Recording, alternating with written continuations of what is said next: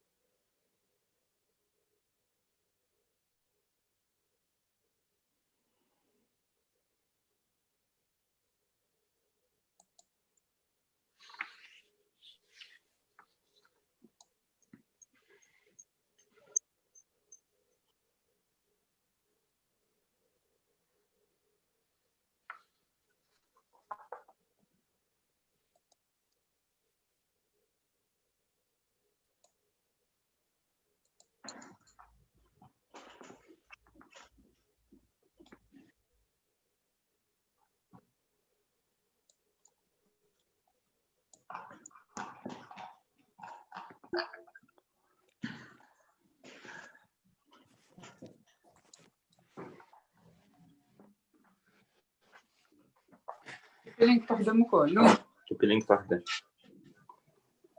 بلو فاستي ده.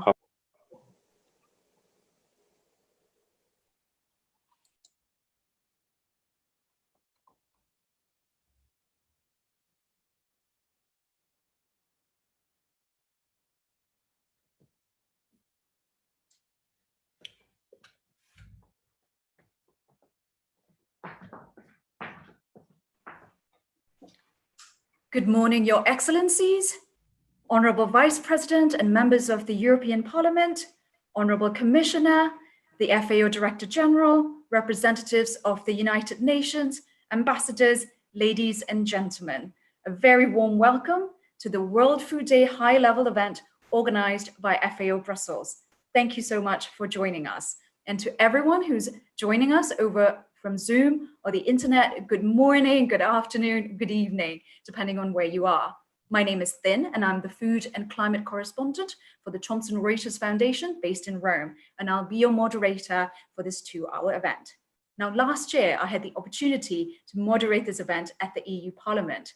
This year is slightly different, as we all know and are experiencing. And I think the one thing, though, that has been made very clear over the past 6 months, if we don't already know it, is that food is such a crucial part to for us not only to survive, but to also thrive. And in that sense, the theme for this year's World Food Day, which is Grow, Nourish, Sustain Together, Our Actions Are Our Future, is a timely call for action. And we have a great lineup of speakers who will be sharing their thoughts on this issue. We have structured this 2-hour program into 2 distinct parts. For the first hour, we have high-level interventions and remarks from key thought leaders. For the second half, we're going to switch gears a little bit and follow the journey of cacao from the farm to our plates. We are also live tweeting this event from the handle @FAO Brussels, and webcasting it on the FAO.org website as well. Now, some of our speakers will be speaking in French, so we also have interpretation available. To find it, you can actually go to the bottom of your Zoom window and look for the icon of a little globe, which is next to this green button that says share screen. And if you click on the globe, you can see the languages that are available. But first, we are going to watch a short celebratory video for World Food Day 2020. كان والدي دائم الابتسام وكان يعمل راعيا للماشية. لقد علمني أن الغذاء هو سبيل السعادة. Porque los caminos que recorremos se entrelazan, dando vida a una infinita variedad de historias. Les poissons que je pêche chaque jour, on ne les trouve que dans ces eaux. 我们提供粮食，滋养生命。 E noi dobbiamo nutrire il mondo. It's time to take action. We all have a role to play. Давайте добьемся лучшего в жизни и в обществе повсюду. We need a food system that sustains lives, the planet, and protects its workers. لأن مصيرنا واحد، أفعالنا هي مستقبلنا.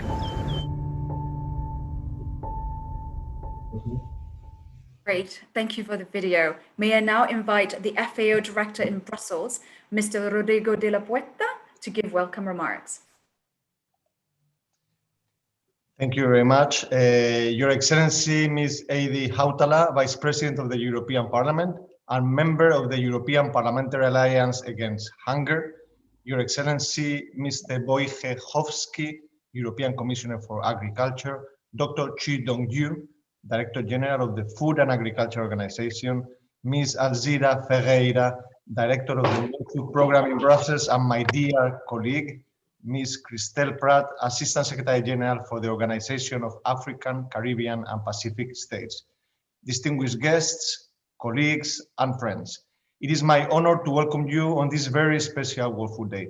Today, we are not only celebrating one of the most important United Nations International Days, we are also marking the 75th anniversary of FAO. But this World Food Day is even more special. The Nobel Peace Prize awarded to our sister agency, the World Food Program, makes all of us extremely proud and willing to celebrate even more today in this moment when there is not so much good news to go around. Food security is once again at the top of the political agenda. And I would like to thank in particular the members of the European Parliamentary Alliance Against Hunger and Malnutrition, who for yet another year have supported us and given us the strength to deliver our promise. A promise that has remained the same since the founding of FAO in 1945 after the Second World War, to free the world from hunger and malnutrition.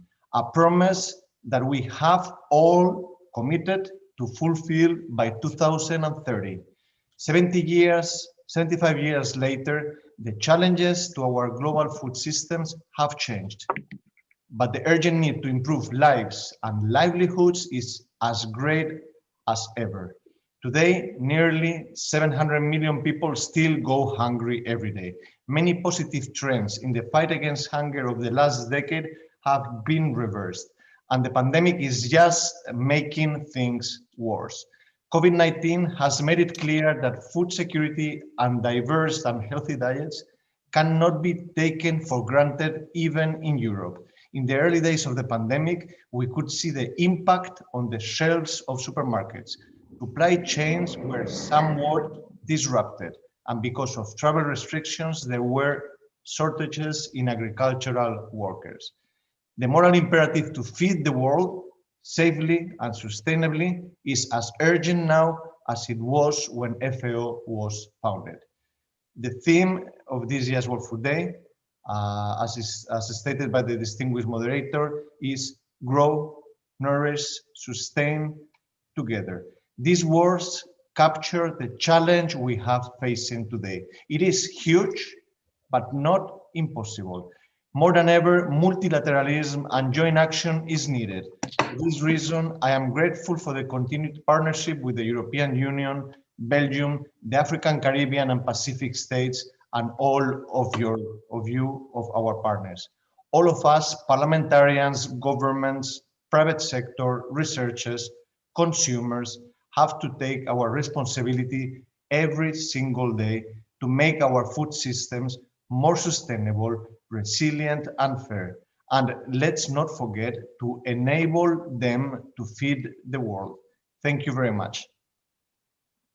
Thank you, Mr. De La Puerta, for setting the scene so excellently on some of the challenges that we're facing. I would now like to invite the Vice President of the European Parliament, Ms. Heidi Hautala, who is also a member of the European Parliamentary Alliance Against Hunger and Malnutrition, to give the special address. Ms. Hautala? Yeah, thank you very much. And good morning, ladies and gentlemen. I have the special pleasure to represent President Sassoli in this opening event of the World Food Day, and I'm delighted to do it. I would like to start by thanking our food heroes, all actors of the food chain who ensured a reliable and quality supply of food during these past months. What we have been through is without precedent, and the agricultural sector has proven it was up to the challenge to safeguard food security. The European Parliament has done its utmost to provide its support to the agricultural, fisheries and food businesses to ensure continued production and transport without barriers across the single market, for example, through the creation of the green lanes. We have also worked to make sure seasonal workers qualify as critical workers for them to reach their workplace and ensure timely harvesting and planting. All actors of the food supply chain held from the farmer to the supermarket cashier, avoiding panic and shortages. This was an enormous challenge, of course. The European Parliament has also made sure financial measures were adopted swiftly in favor of the agri-food sector and the viability of farms during the crisis through liquidity support via the timely prepayment of common agricultural policy payments, flexibility in the management of aid schemes and in the submission of claims, market monitoring and crisis management. Essential support was provided to farmers and agribusinesses, but I know much more will be needed. We are working relentlessly to find an agreement on the EU 7-year budget and the recovery plan, Next Generation EU, as it is called now. Actors throughout the food supply chain are essential and will continue to be in coming months. Food banks and charitable organizations providing meals to the most vulnerable have been enormously solicited during the confinement, and this will only increase in the coming months with the social and economic impact of the COVID-19 on the most fragile in our societies. Programs like the FEAD, European Aid for the Most Deprived, within the European Social Fund, can make a difference, and it has demonstrated its importance and the positive impact to lift people out of poverty. But, dear friends, we need to renew our efforts of solidarity, cooperation and innovation. In the months to come, we will massively invest in the reconstruction of our economies, and we must ensure that the paradigm of the past will not be the driver of recovery. We have the chance to reinvent our societies and make them more sustainable and green for us and for future generations. With the European Green Deal, our new growth model, our objective is to make our food systems more sustainable. For this, everyone has a role to play, from the production, transformation and consumption. Parliament is currently finalizing its position on the future common agricultural policy, which will contribute to this objective. It is also working on a proposal calling for rules to stop EU-driven global deforestation through due diligence for companies placing products on the EU market. We will vote on all these things next week in Brussels. We need to harness the opportunities of the green economy, as we have now the chance to create new jobs and new sustainable investments. We should use the massive economic stimuli provided by our institutions to radically change our growth models while ensuring a fair transition that works for everyone, so that no one is left behind. This year, delightfully, the Nobel Peace Prize was awarded to the World Food Programme, as a reminder that food security, peace and stability go together indeed. The work of the program to combat hunger and food insecurity is more important than ever in these unprecedented times. Indeed, the right to food is legally a human right and part of the right to an adequate standard of living since 1948, when it was included in the Universal Declaration of Human Rights. Nonetheless, more than 70 years later, around the globe, 690 million people go to bed hungry every night. Several reports and studies indicate that we will witness the biggest increase in poverty since World War II, with more than 150 million people slipping into extreme poverty around the world. The international community pledged as part of the Sustainable Development Goals to end hunger and malnutrition by 2030. By the same year, the world population is set to reach 8.5 billion. In the meantime, the number of people affected by food crisis has been growing in recent years under the effect of violent conflicts, migration, climate change, and economic shocks such as inflation. Africa remains largely the continent most affected by these problems, with more than a quarter of its population living in a situation of severe food insecurity. And the situation in South Sudan deserves particular attention. But Africa is not the only part of the world that faces these challenges. Right now, we witness a truly tragic situation in Yemen. Following the warning on food security risks issued by the UN Under-Secretary General for Humanitarian Affairs at the beginning of September, the EU, together with other major international actors such as USA, Kuwait, China and Russia, acknowledged that famine is a realistic prospect in Yemen this year, in the event of prolonged food import disruption or hindrances to distribution, exacerbated by the outbreak of COVID-19. Needless to say, this is not enough. We need to ensure that humanitarian assistance operations can carry on unobstructed. More and more, we realize that humanitarian assistance is just like extinguishing a fire. What we need to do is to prevent the fire, and this we can do only by creating the much discussed nexus between humanitarian assistance and development aid. But unfortunately, the effects of the COVID pandemic are coming to add up to the pile of root causes that explain why food insecurity remains prevalent in some parts of the world. Vulnerable categories, such as children or displaced people, are particularly at risk. Those that suffer from food insecurity have already weakened immunity, most of the times underlying health problems, and most probably live in countries in which the national health systems are already overstretched. In the globalized world that we live in, we have to come up with global solutions. We need to find systemic solutions. As today, the second part of this exciting event will be about reaching genuinely sustainable cocoa supply chain. I want to highlight the pioneering work done by the EU Multi-Stakeholder Dialogue for Sustainable Cocoa.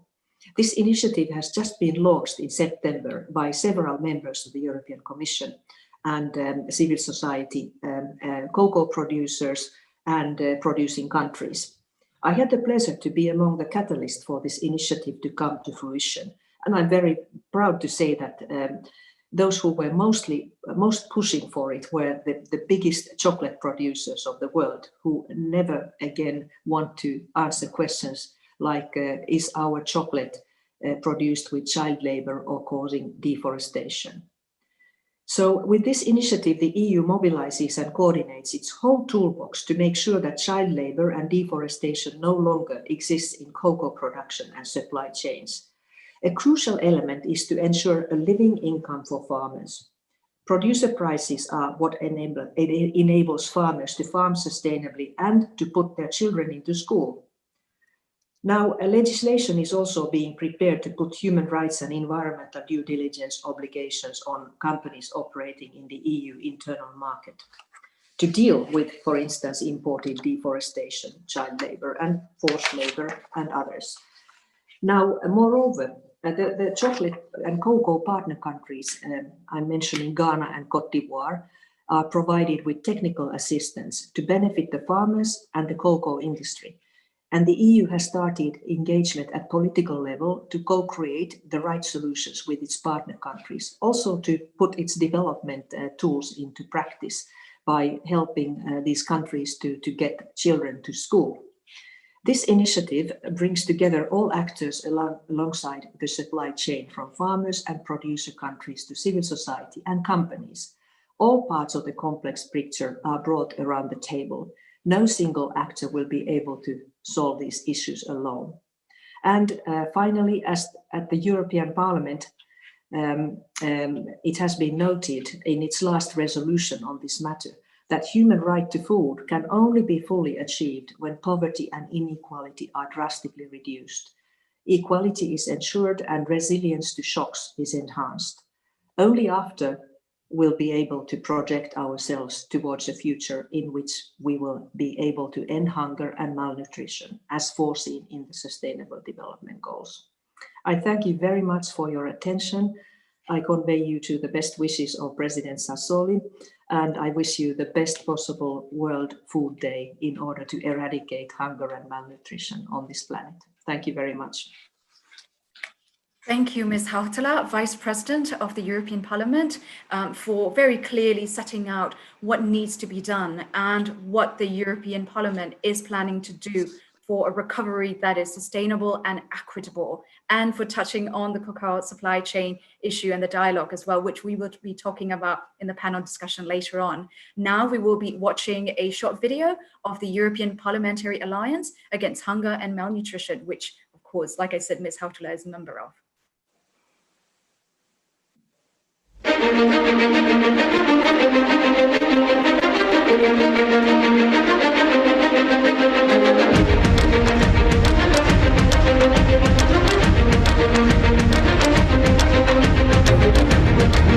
L'Alleanza al Parlamento Europeo contro la fame e la malnutrizione si è sempre impegnata a mantenere al centro del dibattito internazionale l'importanza della sicurezza alimentare e la lotta contro la fame, tema che in queste settimane si è dimostrata di primaria importanza anche a livello europeo. Om te streven naar een eerlijk klimaat- en milieubeleid dat gebaseerd is op een duurzaam gebruik van onze grondstoffen.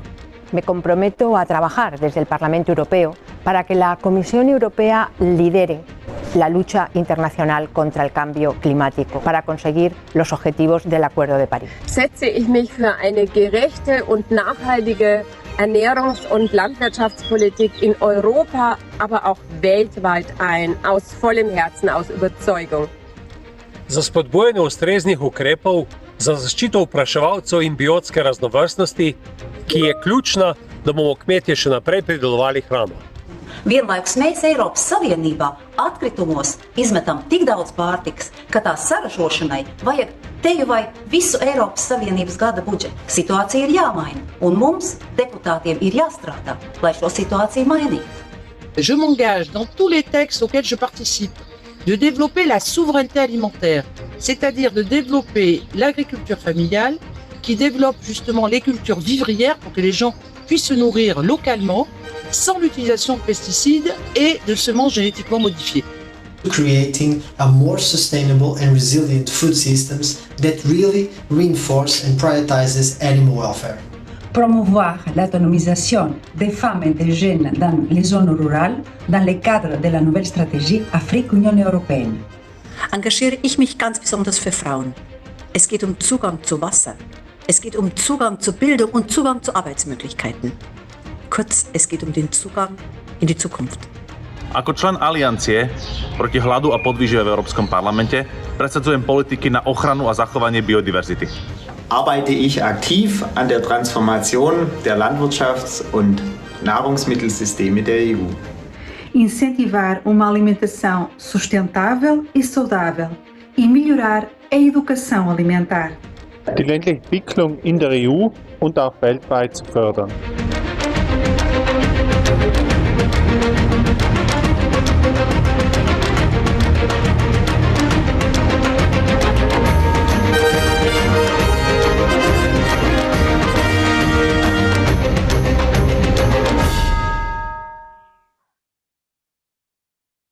Thank you. And thank you again to Ms. Hautala for your remarks and also for your support for the Alliance, which is actively contributing to consolidate the political commitment to fight against hunger and malnutrition at the EU level. Now, just before we move on to the next high-level speaker, I've just been told that today's event, we have people connecting from all over the world, from China, from India, many EU delegations from Africa, ambassadors from our member countries, universities, NGOs, the private sector, and of course, the partners in Brussels. So it is a very broad audience.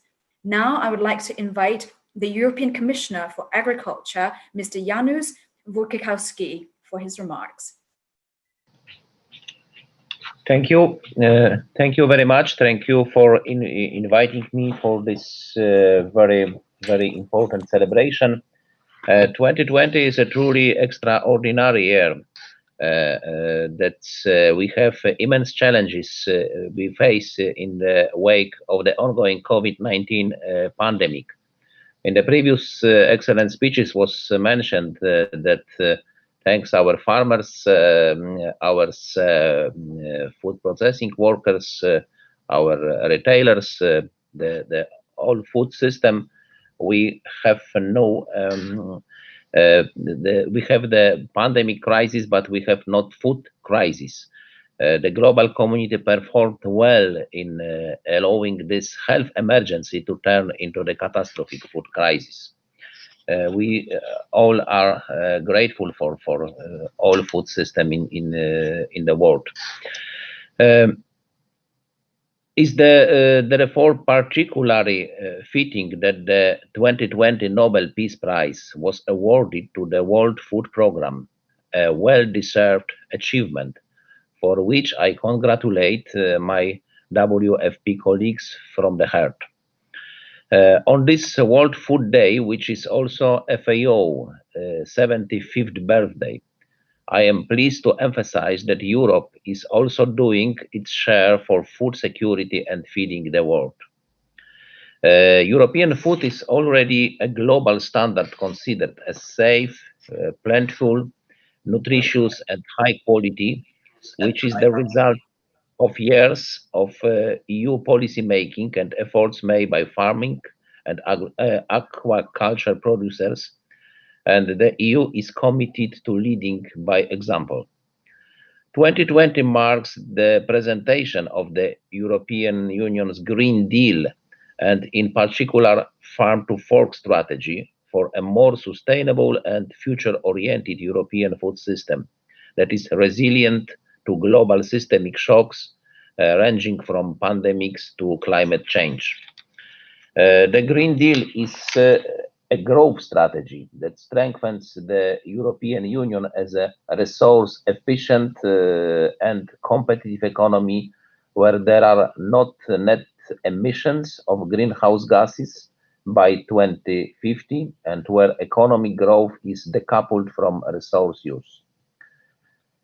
Agriculture, the agri-food industry and forestry will play a decisive role in delivering this transition, particularly through ambitious new targets for 2030, such as 25% share of organic land and reduction in pesticides use by 50% towards meeting the Sustainable Development Goals of the UN 2030 agenda. The transition will have its domestic and international challenges, but producing in a more sustainable way is in the interest of us all, and we need to find ways to achieve sustainable food system without compromising food security and or food safety. We will also work together closely with our international partners, both at the bilateral and multilateral levels. For instance, I had the honor to be personally involved in the important work of the COVID-19 task force launched by FAO and African Union. And I'm planning to participate in the FAO regional ministerial meeting for Europe early November. The European Commission acted swiftly in response to COVID-19. Together with EU member states and European financial institutions, we developed the Team Europe approach. So far, we have mobilized 36 billion euro to act across three main standards: humanitarian, health, and socio-economic impacts. We are working with FAO on food security and rural development, mindful that the impact of COVID-19 will be particularly acute in rural areas around the world. Smallholder farmers and their families, food workers in all sectors, and those living in commodity and tourism-dependent economies are particularly vulnerable. Equally urgent is the compounding threat of the pandemic on existing crises, such as conflict, natural disasters, climate change, pests, and plagues that are already stressing our food system and triggering food insecurity around the globe. Especially at the beginning of the pandemic, we could observe the disruption of global food supply chains. Border restrictions and lockdowns are slowing harvest, destroying livelihood, and hindering food transport. While many people in the rural regions of developing countries rely on primary food production, much of which serve the domestic market, we must also keep the importance of international trade flows in mind, as many agricultural communities depend on export commodities. A silent example of this is cocoa. The panel of experts in the second half of today's event will review the journey of cocoa from tree to shelf, which is rather fightingly in the spirit of Europe's farm-to-fork approach. On this note, I wish the participant or panelists today's conference a fruitful discussion and most importantly, happy World Food Day with hope a better, greener future for all. Thank you very much. Thank you very much for your comments, Commissioner. May I now welcome the Director General of the FAO, Mr. Chu Dong-yu, to give his remarks. Okay, thank you. Good morning, ladies and gentlemen, dear colleagues. It's my pleasure, together with Ms. Heidi Hautala, Vice President of the European Parliament, and also Commissioner for Agriculture of EU, on this morning of the 40th anniversary observance on World Food Day since 16th of October 1981. To be here with all the valuable partners from the EU and others. On this 2020, we're celebrating this 75th anniversary of FAO-UN, have a very special meaning for FAO and for global fight against hunger and malnutrition. 75 years ago today, at the end of the Second World War, millions of people starved to death, famine was devastated. The world needed to restart agriculture and meet the most basic of human needs. Nations came together and FAO was established first. In 75 years, FAO has helped to grow, nourish, and sustain the bonding of our soils, forests, and oceans, and the people who depend on them. This would not have been possible without the support of our partners and expertise all over the world, especially from Europe. I would like to thank the European Union and its member states for the excellent partnership and collaboration throughout the years. Let me also thank to the EU parliamentarians and members of the EU Parliamentary Alliance against Hunger and Malnutrition who are hosting today's event. Their continued efforts to ensure that the issue of the food and nutrition remain high on our political agenda and are paramount for global food security. Clearly, our work is not done yet. Together with all the key stakeholders, we are working to find long-term solutions and address to the key drivers of food crisis. Last week, World Food Program It was the first food assistance subsidiary of FAO, was established in 1961. It was awarded with the Nobel Peace Prize. This well-deserved recognition brings new attention to our common agent mission. It highlights the continued need for international solidarity and multilateral collaboration for the millions of people who remain vulnerable to hunger and malnutrition in all its forms.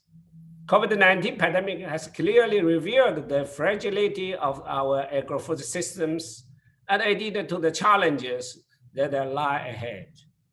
We are addressing these challenges with the help of the FAO Comprehensive COVID-19 Response and Recovery Program. It focuses on the enhanced data collection, social protection, poverty reduction, trade and food safety standards, and preparedness against the risk of the next zoonotic pandemic. Building back betters. Here, I would say the 4 betters: better production, better nutrition, better environment, and a better life for all. But we will need a radical transformation of global agri-food systems to bring us closer to the hunger-free world. With the new FAO, we are building more transparent, more accountable, and more collaborative on our partnerships with the government, academia, civil society, and the private sector. We are in a constant pursuit of the innovation to better service to our members. And we need your adequate assistance and win-win cooperation to do this. Ladies and gentlemen, in closing, let me thank the other high-level speakers at this virtual event and their organization for the continued support provided to the FAOs in fulfilling our mandate. With your continued commitment, working together, we can make real and sustainable change in people's lives worldwide. Tomorrow begins today. Let us aim high and do more concrete actions until World Food Day comes, when we can look back and say, mission accomplished. Thank you. Over to you. Thank you very much for your comments, DG, and for taking us through also the birth and the growth and the evolution of FAO now in its 75 years. I would now like to invite Ms. Elzira Ferreira, who is the Director for the World Food Programme in Brussels. And of course, would like to again congratulate on your organization's most recent accolade, the Nobel Peace Prize. Ms. Ferreira? Thank you so much, and we're really touched and humbled and grateful for the expressions of congratulations. It is a recognition that, of course, we share with all the partners engaged in the fight against hunger. It belongs to all of us. I'd like to start by thanking FAO and thanking the FAO Brussels Director, my friend and colleague, Rodrigo de la Puerta, for the invitation to be part of this celebration. And of course, I want to acknowledge and greet the other speakers to this event, the Vice President of the European Parliament, Mrs. Heidi Hautala, European Commissioner for Agriculture, Mr. Janusz Wojciechowski, the Director General of FAO, Mr. Chu Junyu, and the speakers to come next. So it's congratulations to FAO too on its 75 years. And obviously, WFP and FAO share a long past together since 1961, as Dr. Chu Junyu just mentioned, when WFP was first established. And we are now 2 sister agencies, both headquartered in Rome, and complementing our efforts towards a world free of hunger. And there are many facets to the way WFP and FAO collaborate. One example could be, for example, the co-leadership of the food security cluster in more than 30 countries in the world. The collaboration that we have in the Global Network Against Food Crisis, an initiative that's been launched by the European Union, WFP and FAO to tackle protracted crises and recurrent disasters, reduce vulnerabilities and manage risk by bridging the divide between development and humanitarian partners. This global network releases annually a global report on food crisis. And before the start of the COVID-19 pandemic, the 2020 report was shedding light already on the worsening global food insecurity, with 135 million people recorded as being in crisis in 2019. And this was the worst annual figure since the report was launched 4 years ago. But sadly, the worst is probably still to come. And WFP estimates that some 270 million people could become acutely food insecure in more than 80 countries where we work by the end of the year, if no action is taken. It's clear the economic consequences of the crisis are having a direct impact on people's abilities to access food, and WFP is scaling up operations to rise to this challenge. We're mobilizing all our resources, all our expertise to meet the food needs this year of 138 million people. And this will be the biggest operation that WFP has ever undertaken in its history. So we're providing emergency assistance to ease the impact of lockdowns and movement restrictions on vulnerable groups. We're also leveraging or adapting our livelihoods programs to enable this COVID-19 response. We're also providing what we call common services to the wider humanitarian and health community. And this is another role WFP undertakes, serving as the backbone of the global response to COVID-19, facilitating organizations to stay and deliver. As part of our response, we're also working with governments, helping to strengthen social protection programs by, for example, providing data analysis and technical support, by expanding assistance to urban areas which bear a significant brunt of this crisis and account for some 90% of COVID cases. And of course, by preserving access to safe and nutritious foods and keeping global food supplies and chains alive. WFP is adopting a more integrated approach to strengthening food systems, working with governments, working with partners to identify and address food systems risks and disruptions, and help to build back food systems that are more efficient, green, and resilient, in line with priorities also of the European Union. We must all seize this moment to work towards better, stronger, and green recovery, and ensure that our assistance has a sustainable impact. Once again, thank you very much, and a happy World Food Day for all of us. Thank you. Thank you, Ms. Ferreira, for your comments. Our next speaker is Ms. Christelle Pratt, who is the Assistant Secretary General of Department of Environment and Climate Action of the Organization for African, Caribbean, and Pacific States. The Secretary General was originally scheduled to appear, but unfortunately, he's feeling unwell. So we wish him a very speedy recovery. Ms. Pratt? Thank you, moderator. All protocols observed. And good morning and or good evening to all participants in this important event. On behalf of the Organisation of the African, Caribbean and Pacific States and Secretary General, His Excellency Mr. Jorge Rebelo Pinto Chikoti, I am honoured to join this distinguished panel to celebrate World Food Day, which every year highlights issues of poverty and hunger. This year's observation is overshadowed and overwhelmed by the COVID-19 pandemic.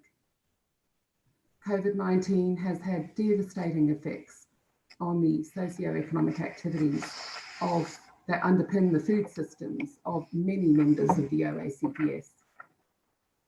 As we mark this World Food Day, we know that about 9% of the world's population, roughly 690 million people, are severely food insecure, and about 821 million people are chronically undernourished. Nearly 99% of undernourished people live in developing nations. the majority of which are members of the OACPS. In terms of gender, about 60% of those that are hungry in the world are women, and 22% of children younger than 5 are stunted as a consequence of poor nutrition or repeated infection due to malnutrition. This needs to change. We need to scale up investment in the agricultural value chains and food systems to provide affordable, healthy diets for all and decent livelihoods and conditions for food system workers. In doing this, we need to preserve natural resources and biodiversity, whilst also tackling the challenges such as from climate change. The OACPS is based on values of unity and solidarity. It is through collaborating with our partners, such as the European Union and the FAO, and our many other partners in the field, that we can create a better future for not only our member states, but globally, so that we can all grow, nourish, and sustain together. We need to respect and take care of every human being, irrespective of where they come from on the blue planet, that we all share and have an obligation to take care of and to nurture. The future is what we make it. So let us work together for a world that is food secure. On behalf of the OACPS and Secretary General, I take this opportunity to add our congratulations to the World Food Programme on being awarded the Nobel Peace Prize in recognition of their incredible work to reduce food insecurity. And I also take this opportunity to acknowledge and celebrate FAO's 75th anniversary. And we trust there will be more to come. I thank you all. Thank you very much, Ms. Pratt, and for your call for collaboration across, national and international borders. And hopefully, as we go forward towards a green recovery from the pandemic and the economic fallout, this is one message that hopefully everyone will have in mind as well. Now we've come to the second half of today's event, and we are switching the rhythm a little bit. We're going to have a really interesting panel discussion where we're going to retrace the path of cacao from farm to shelf. Now, we also have an illustrator who is going to be following the cacao discussion, but through drawing. And we're going to be checking in with him from time to time to see what he's capturing. But first, I think I'd like to emphasize a little bit of some housekeeping rules. You should also see it on your screen now in a slide. So as it says, the recording of the event will be available on the FAO YouTube channel after the event. And if you want to have an interactive discussion with everyone, please use the all panelists and attendees box when you are sending a comment through the chat box. I can already see that quite a lot of attendees are already using it. However, if you want to send questions to the panels, please use the Q&A box, which is a different box. And please include your name, your organization, and the name of the panelists your question is directed to. I'd also like to remind everyone that the interpretation in English and French is still available, and at the FAO Brussels teams is sharing all these details in the chat box. Now, before we go on to the panel discussion about cacao, we first want to know what you know about cacao, the audience. Of course, as we all know, cacao is the raw material for chocolate. It is a product that is pretty much universally loved. And we're going to find out how much you know about it through a quiz. Yes, we can now do quizzes through Zoom. And as you can see, a window has just popped up with 4 questions on your screen. If you can't see all 4 questions, please remember to scroll down and please click your answers. And we should get the results pretty soon.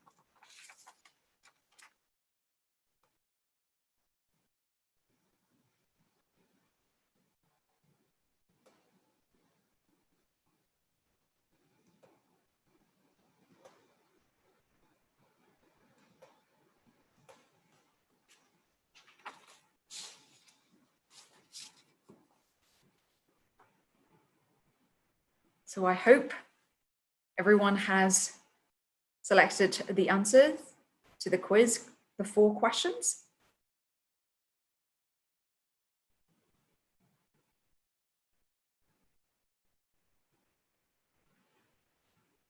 And we should be having the results very soon.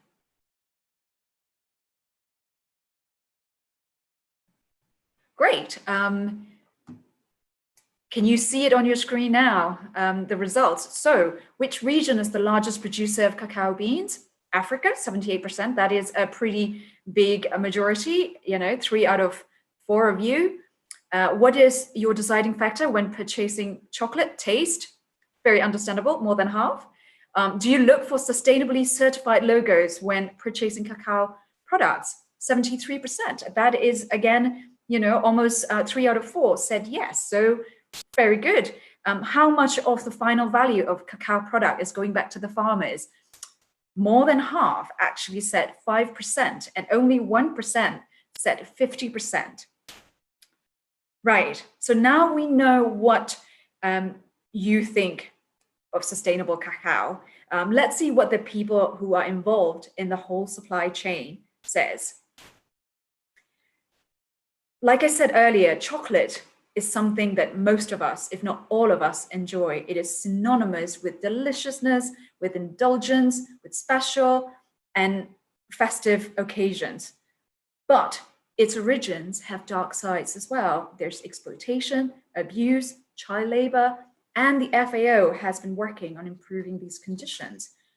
So before we start the panel discussion, we're going to ask our expert witness, Mr. Sami Gaiji, who is the FAO representative in Côte d'Ivoire, to first set the scene and see how close you are to answering the right questions on the quiz just now. Mr. Gaiji? Thank you, Tim. Thank you very much. I hope you can hear me well. So first of all, colleagues, happy World Food Day to all. Distinguished colleagues and partners, all protocols observed. Thank you for this opportunity to shed some light on the cocoa value chain. As you probably know now, Côte d'Ivoire is the first world cocoa producers, and it supplies 40% of the world cocoa. According to FAO State of the World Forest, about 70% of the global cocoa supply originates from smallholder farmers in West Africa. Most of the world cocoa is grown on small, labor-intensive farms less than 2 hectares. However, while Côte d'Ivoire is the first cocoa producers, farmers only receive around 5% of the revenues generated by these sectors globally. In fact, the profit is essentially concentrated in the processing and distribution phases. As a result, although these sectors employs close to 1 million producers and provides income to 1/5 of the Ivorian population, it has contributed less than the optimal to the country's wealth. But let's be optimistic a moment and let's brainstorm together on ways to transform the cocoa value chain in a more holistic manner. And I will shed some light on possible solutions for the panel. First, to transform this cocoa sector, countries like Côte d'Ivoire would first have to carry out a technological revolution to sustain yield, promote reforestation, and boost producer income. Traceability system would then have to be instituted to offer consumers a guarantee of responsible cocoa production. The sector would have to develop the local cocoa processing industry to meet local demand, design a label of origin that is more attractive to consumers, and take advantage of demand growth, such as in Asia, for intermediate products. Lastly, and maybe the most important element, decision makers need to take bold actions to increase the purchasing price at farmers' level, as it recently did in Côte d'Ivoire. The purchasing price has recently been increased from 825 to 1,000 CFA, corresponding to an increase of more than 20% for this year. This was made possible by the joint initiative taken last year by Côte d'Ivoire and Ghana, which agreed with industry to create a premium, the living income differential of $400 per ton. This concerted action on prices can be a game changer and could allow to link durably decent revenues, zero deforestation, and zero child labor's objective. From a practical perspective, we need to consider the following challenges or opportunities, depending on the way you look at it. First of all, addressing environmental sustainability. We know that the present unsustainable agricultural practices resulted in alarming deforestation, use of toxic chemicals, and degraded land.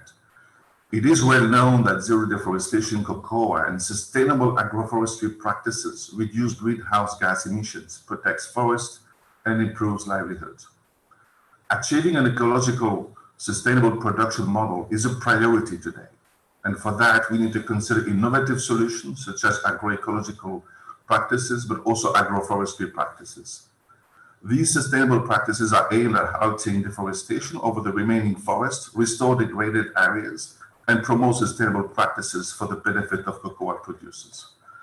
Second priority is addressing the challenge of poverty. And I think the panel will have the opportunity to discuss that essential aspect. As I mentioned before, more than 50% of cocoa farmers are estimated to live below the poverty line. Child labors, as well as deforestation practices, are of main concern to many stakeholders, but these are rooted in a persistent poverty situation within the cocoa producer communities. Therefore, better distribution of profits along the cacao value chain is urgently needed, which should be translated in the short term with an increase of cocoa prices at farmers' level. The living income differential is all about that. Third priority is addressing the challenge of illegal child labor, as you mentioned before. Child labor and poverty are strongly interlinked and can't be addressed separately. UNICEF reports that low and volatile incomes are one of the primary reasons child labor persists in cocoa communities. As child labor is not limited to the cocoa sector, interventions must be holistic, community-based, and take local realities into account. Fourth element of concern, of action, is ensuring gender equality. In Ghana and Cote d'Ivoire, many women participate in cocoa production. Research shows that they perform all types of tasks in cocoa cultivation. The Fair Labor Association estimates that women make up 58% of the cocoa industry's workforce in Cote d'Ivoire, for example, but they earn only 21% of the revenue generated. Fifth area for discussion is also to strengthen the multi-actor dialogue. Such a dialogue needs to take place between producers, transformers, and distributors in a holistic way. It implies bringing around the table key actors from farmers' associations, cooperatives, decision makers, private sector, civil society, and all other actors. Sixth element for discussion is also to strengthen the cocoa farmers' organization or cooperatives. The role, operation, quality, and structure of cooperatives needs to be clarified and strengthened. There is a plethora of different cooperatives, from the largest to the smallest, from government-created cooperatives to organically developed cooperatives. This can be very confusing. For many of these cooperatives, internal governance is weak, and many are unable to defend their members in policy-making processes. Seven and last areas of concern is bringing better synergies in our interventions. FAO is closely collaborating with key partners in the cocoa sector, such as the EU with DG DevCo and DG Trade, through our investment centers, as well as with the World Bank. Our collective actions are designed in close partnership with countries and aimed at further accelerating the transformation of the cocoa value chain sector they are aspiring to. So increased synergies in our investments in the cocoa sector should rapidly lead to a profound transformation. So then these are some of the findings I wanted to share with you and the panel today and the participants, with the hope that after our conversation around this roundtable of experts, we could shed some light on practical solutions where we could join forces together. Thank you for your attention. Thank you very much, Mr. Gaiji. That is quite a sobering list of things to do, but in some ways you can also take comfort in the fact that we already know what needs to be done. They just need to be done, and we are already some way towards getting there. So that's the positive aspect. Now I'm going to be introducing the speakers and asking them questions in the same way that the cacao bean makes this journey from the farm to the market and to the consumers, meaning us. Now I'm apologizing in advance if I mangle the pronunciation of the speakers' names. Please forgive me. Now, first, we have Mr. Sahui Louis Boti, who is the president of the Cooperative Society of the Union of Professional Coffee, cacao, cashew, and food planters of Côte d'Ivoire. He's, I understand, sharing the screen with one of our other speakers for this session, Mr. Grima. Now, Mr. Boti, just now, Mr. Gaiji shed some light on some of the challenges that's been encountered by the cacao farmers. Can you tell us a bit more about that from your personal experience and what role cooperatives can play in helping farmers to overcome these challenges? Mr. Boti will be speaking in French, so if you need translation, you should click on the English language now.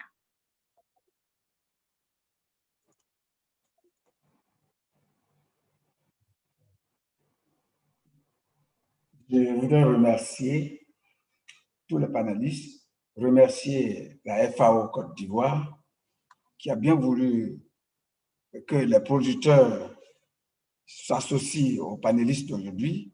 Je suis très heureux de faire partie de ces nombreux panélistes.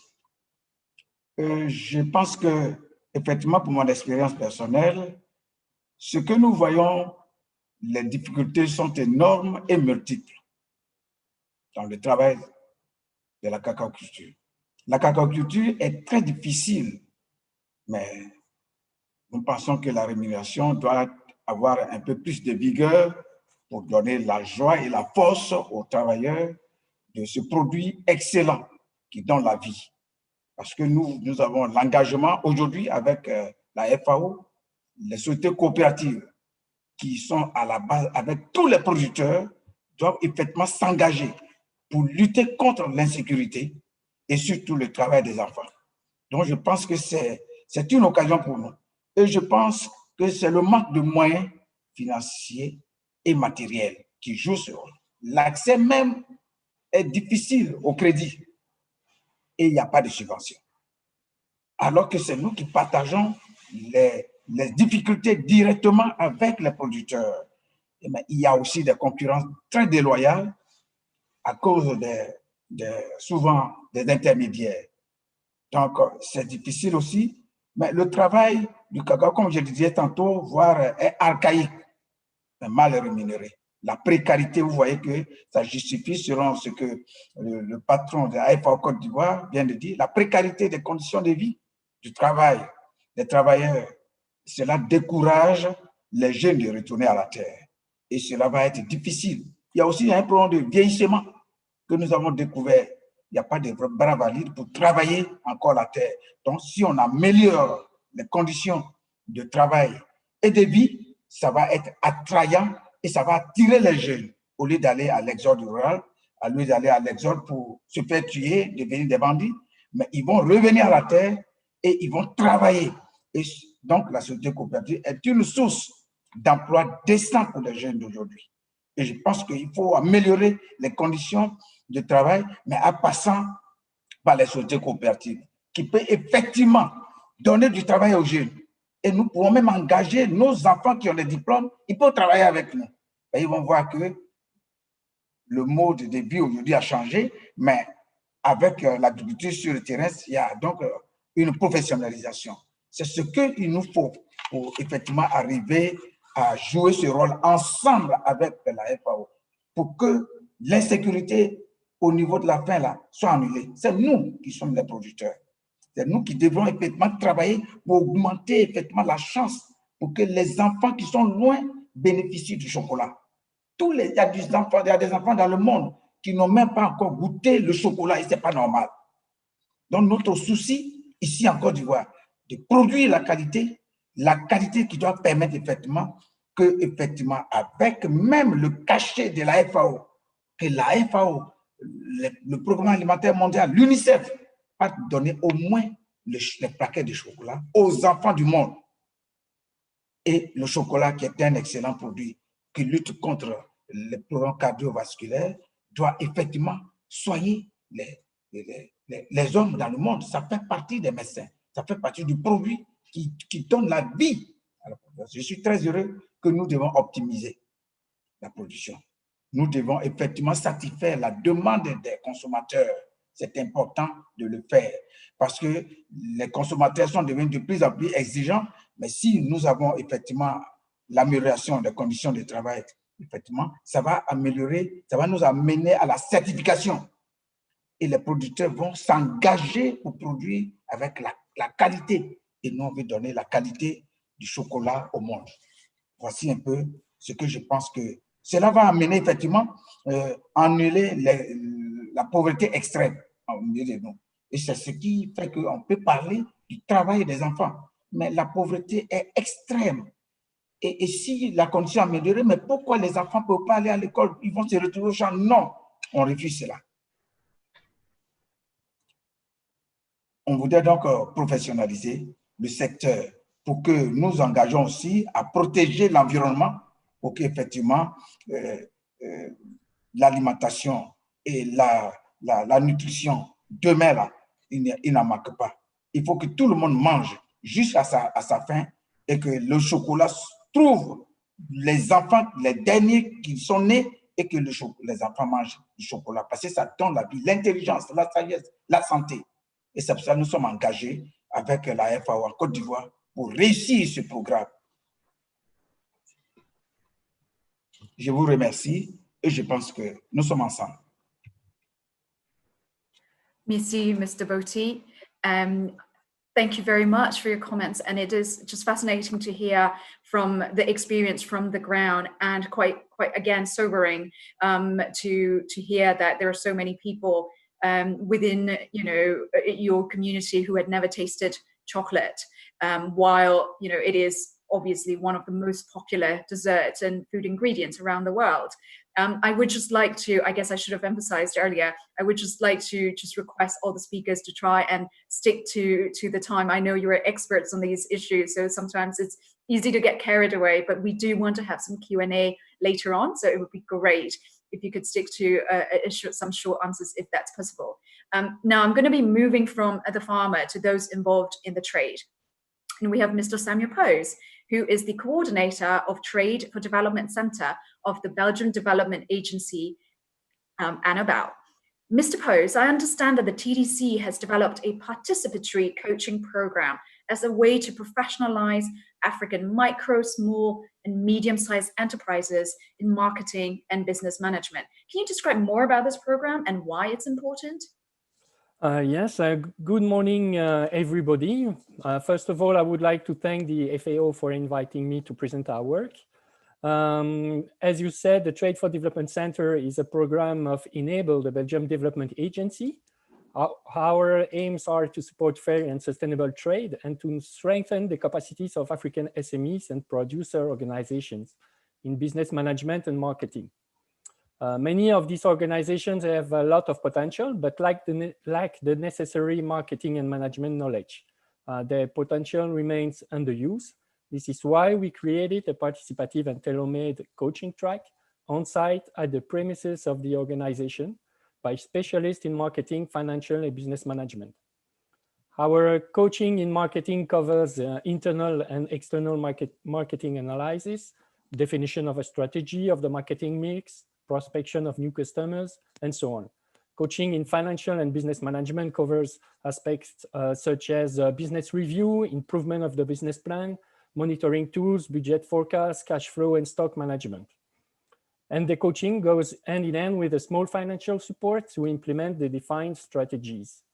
We also want to multiply our impact by coaching business support organizations in order to strengthen the same local offer of services to enterprises.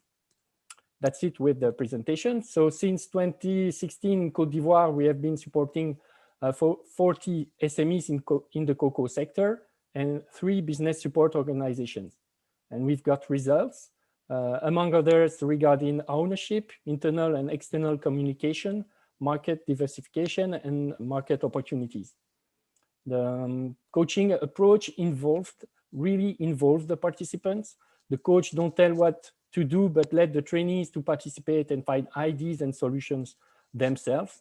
In the end, they get a marketing strategy that they are able to make their own. One of the many other advantages is that the general vision is shared by everyone. The teams are becoming more united.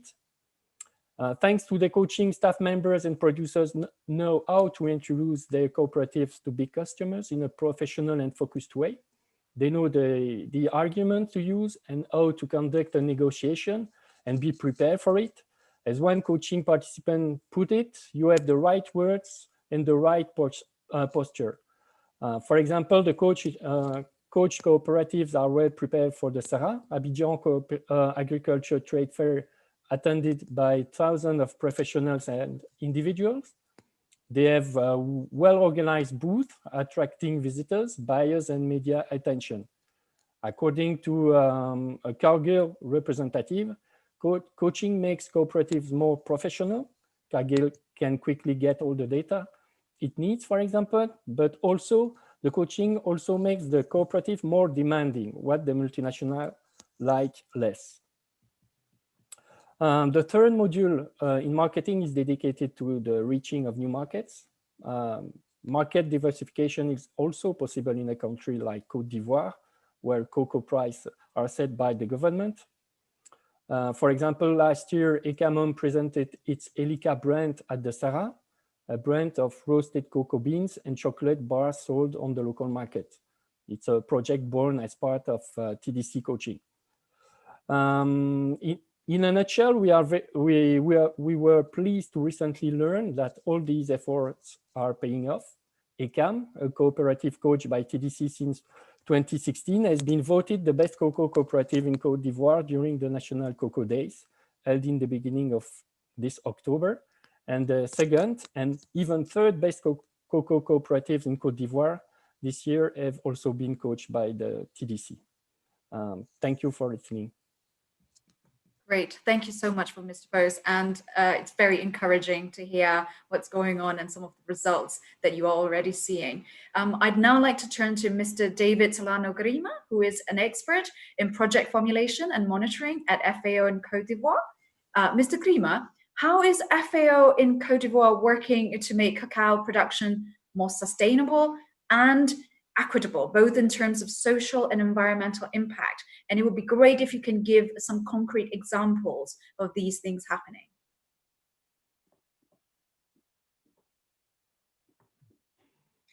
Merci beaucoup. Très honoré d'être là pour soutenir le travail qu'on fait en Côte d'Ivoire. Donc, après son engagement pour une agriculture zéro déforestation, depuis 3 ans que le gouvernement ivoirien nous a demandé des solutions et des financements pour ces solutions, surtout auprès de la finance climatique pour le secteur du cacao. Et la FAO, en collaboration avec les partenaires locaux et les partenaires internationaux, réalise couramment des études, des collectes de données, des analyses prospectives et l'amorce des dialogues et soutient le dialogue avec les différentes parties prenantes.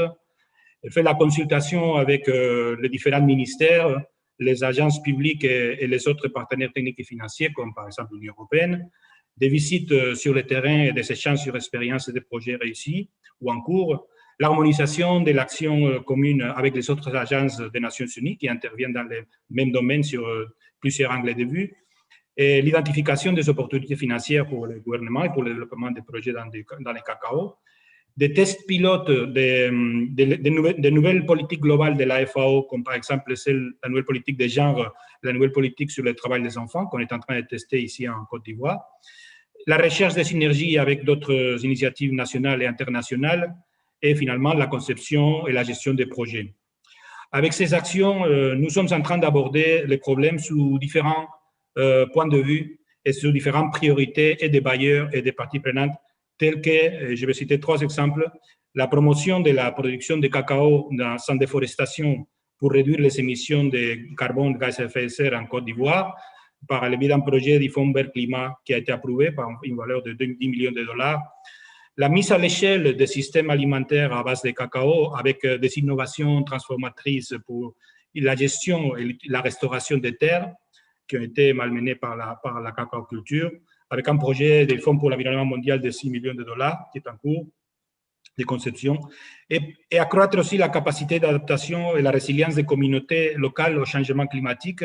Et ça, c'est un projet qui concerne 3 filières, le cacao, le riz et les manioc. Mais c'est un projet du Fonds d'adaptation pour une valeur de 6 millions de dollars aussi en évaluation. Et outre ces priorités spécifiques qui sont imposés par les bailleurs ou par les différentes préférences internationales, tous ces projets contribuent à l'amélioration des conditions de vie et des agriculteurs et de leurs familles et à la lutte contre le travail des enfants et à une alimentation durable. C'est ce que nous tentons de faire. Merci beaucoup. À vous. Thank you very much for those details, Mr. Grima, and particularly the examples as well.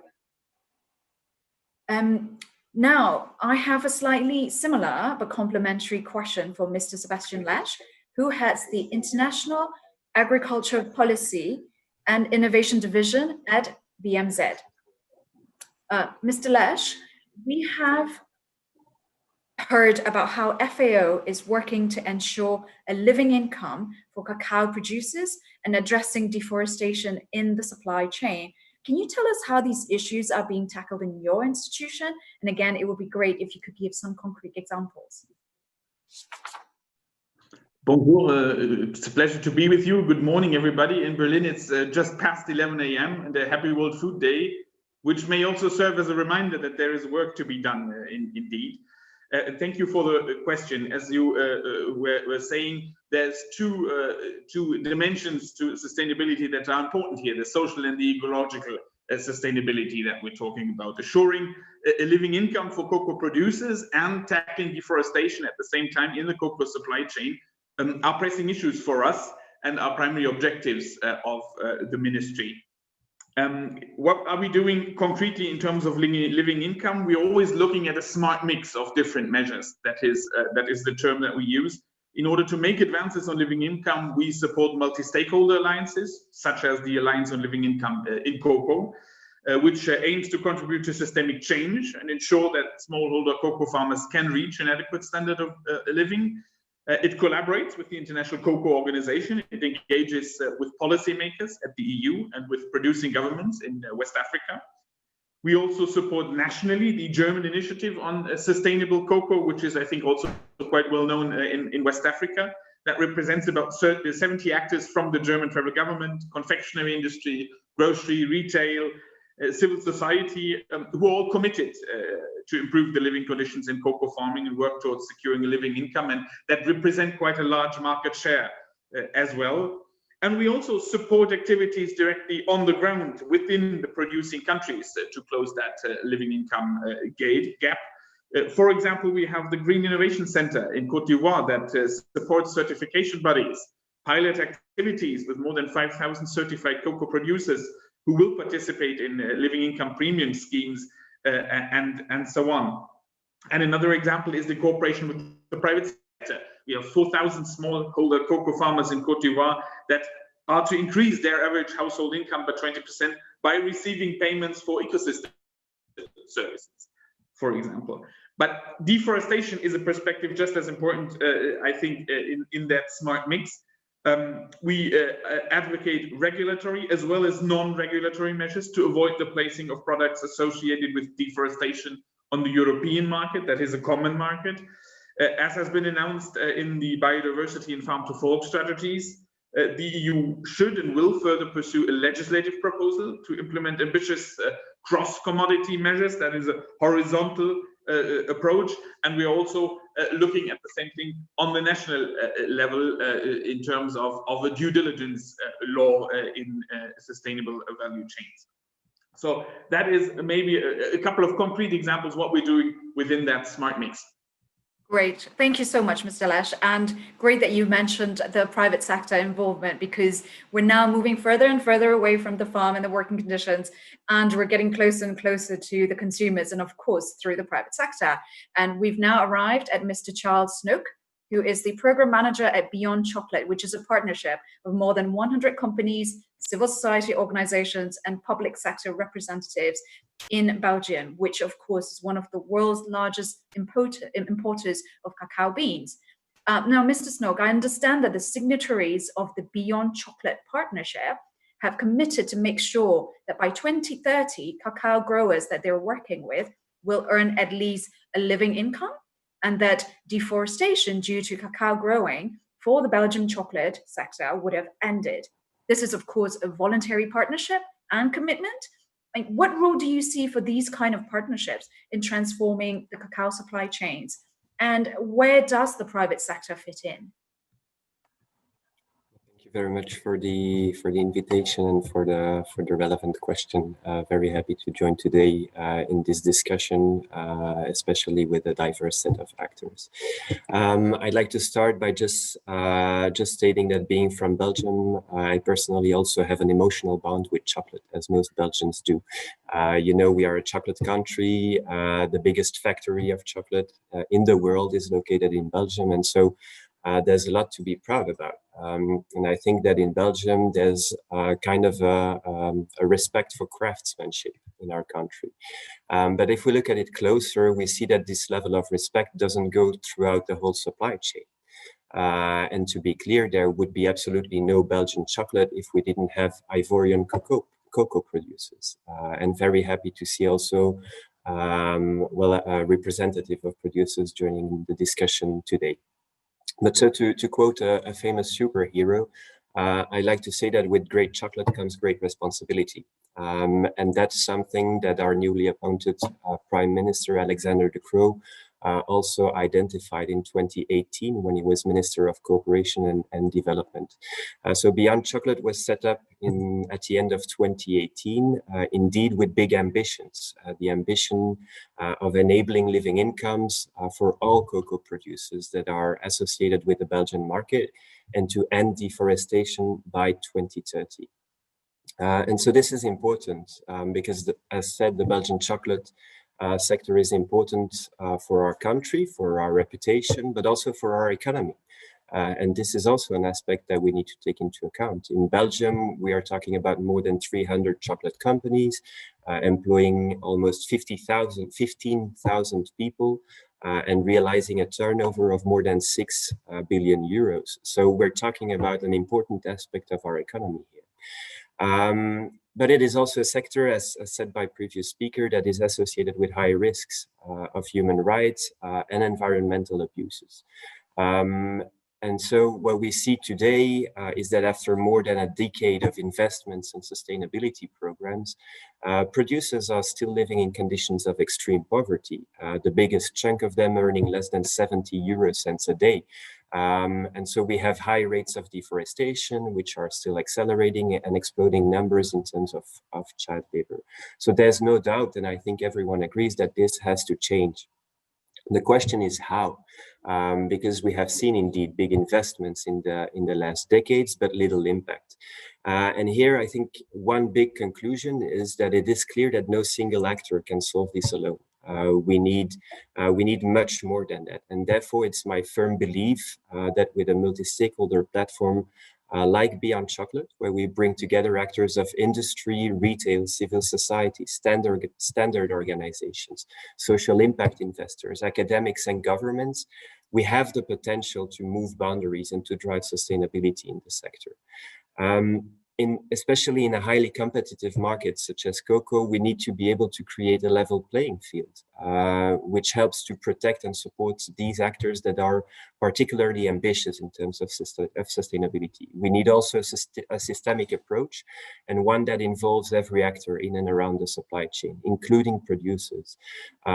So really, the idea with Beyond Chocolate is that by bringing together all these stakeholders in a safe environment, committed to common objectives, well, that we can empower them, empower every actor to make their contribution to this common ambition. And of course, this is not enough, but this is really the idea, to empower every actor in and around the supply chain to play his part in this, because we all have something to bring. Just also to end on a positive note, the partnership started 2 years ago, but it's extremely exciting to see how it created new dynamism in the Belgian sector, even to bring new sustainable products on the shelves. So today in Belgium, you can already find 5 chocolate references that actually are targeting living incomes, for example, by paying much higher farm gate prices to cocoa producers. This is on our market today, and more are coming. So this is good news, because the most efficient way to support cocoa growing communities today is to consume their chocolate and their cocoa in a sustainable way. Thank you. Great, thank you, Mrs. Snook. I think we all should remember, like you said, with great chocolate comes great responsibility. Now I'd like to move on to the policy issues, sort of like the big picture, and turn to two speakers from the European Commission who have complementary roles and answers to the next question I have. They're from different departments, but they work together on many of these issues. First, we have Ms. Cristina Miranda Gonzalez, who is the head of African, Caribbean, and Pacific Unit at the European Commission's Directorate General for Trade.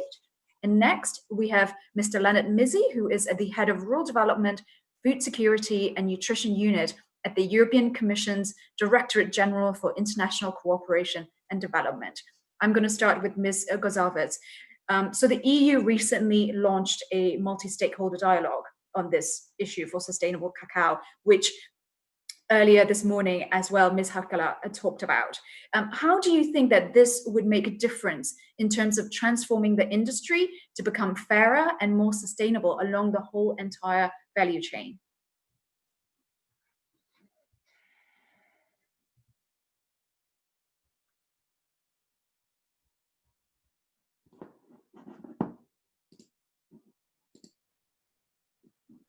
Ms. Gonzalez, are you there?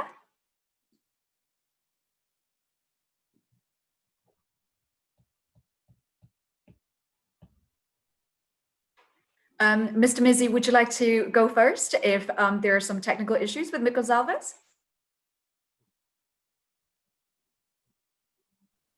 I can start, and maybe Cristina, given that this is teamwork, we complement each other, and I thank the FAO and all colleagues who have spoken before me.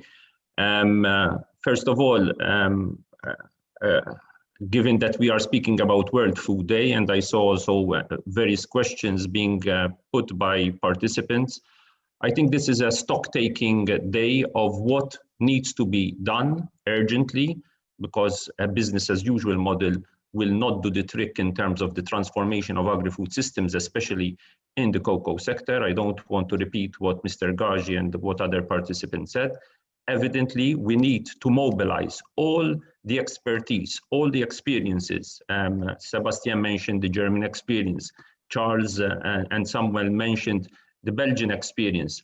I think that is what the Commissioner mentioned earlier on, a Team Europe approach also in cocoa value chains. As International Partnerships Department of the European Commission with other services, with DigiTrade, and Cristina will elaborate later on, with DigiJust on what is being done on due diligence, and with DG Environment on deforestation. What we want to do is this transformation exercise, building up of the experiences of a number of national experiences, but also the experience of the European Commission. I have seen questions around women. For example, this is a top priority for this Commission and our Commissioner, Jutta Urpilainen, priorities around gender, around inequalities, because there are clear inequalities in agri-value chains, including the cocoa value chains. We saw this in the survey and in the analysis. Less than 5% of income goes to farmers. This has to be transformed, and what we are trying to do with the two countries is actually to bring back additional funds, additional money in a living wage, living income approach to the farming community. What are we doing? We are accompanying farming communities, including women-led cooperatives, to actually do this transformation process by supporting farmers' organizations, by also giving an approach on agroecological practices, on research, because you can't have this transformation process also with priorities around biodiversity and addressing deforestation without looking into agriculture research for development. So this is the first area. Once we push a research agenda and the digital agenda, which is key, if you want transparency and European consumers want also to have full transparency or better transparency across the value chain, from the bean to the final chocolate bar, we have all smartphones these days. I think it's important that we aim that through digital technology, we can identify gradually that there is no deforestation, that there is zero child labor, or that we are aiming at least to have zero child labor, but also to have living wages. So this is also a way to attract young people into rural communities, which need to be vibrant communities. If we don't create those vibrant communities, young population would want to move into megacities within the African continent or beyond. This needs to be addressed at the core of the rural areas. So creating vibrant cities and secondary cities, but also rural areas. What else needs to be done? I think the issue of financing was mentioned. So with our toolbox on blending and guarantees, we are also discussing with European financial institutions so that in the new MFF, in the new multi-financial framework, we build up on the experiences of our blending operations that we have had also with the FAO Investment Center, but also with other financial institutions to de-risk agricultural value chains. We need to do much more, but also the financial institutions need to do much more, because there is still this risk aversion to investing into complicated value chains. Public investment on its own will not do the trick. So we need to do this accompanying process so that also financial institutions invest in agricultural value chains, invest in small and medium-sized enterprises, and also into micro enterprises to support also self-employed and farming communities. Last but not least, we have already identified around 25 million euros to support this multi-stakeholder dialogue, because we consider we come from a Committee on World Food Security Week. A multi-stakeholder approach is the only approach to have an inclusive approach in a policy dialogue being embedded as we approach the programming period. So what we are doing now is we are tracking across the African continent, but including in Ghana, in Cote d'Ivoire, in Cameroon, and other cocoa producing countries, what can be done as a Team Europe so that the financial instruments and also the funding through the NDC instrument, which is the external instrument, which will be mobilized from 2021, how we can accompany this process, not only at national level, because national is the top priority. You have a policy dialogue at country level, and not only with one minister or two ministers. This requires the full buy-in of the cabinet at the highest level with the heads of state, but also at regional level. Why? Because, and Christina will elaborate more this, we need also to create regional markets. The African continent needs to increase intra-regional trade. It's only through intra-regional trade that you create jobs, you create growth, you give the right signals to the youth. We need to create around 1 million jobs per month in Africa, and this could be a pathway of job creation amongst others. And last but not least, at a multilateral level, with our support to the International Cocoa Organization. If we work from national to regional to multilateral, then we can truly have impact in the transformation process of the cocoa value chains, and the EU, with its member states, will play a key role in the next programming period. Over to you. Great, thank you, Mr. Mizzi. Is Ms. Gonzalez back? She was having some technical issues. If not, we will first go to our illustrator, Alejandro, just to see what he has captured so far in his illustration. Maybe let's first go to Alejandro while we wait to see if Ms. Gonzalez could come back. Alejandro? Yeah, you hear me? Yes, we can hear you. Okay. So far, we've been going through different things. In the first, we did this poll that we have these results about the question that you mentioned. Then Mr. Sami Gaji talk about how to change the situation from poverty, the challenges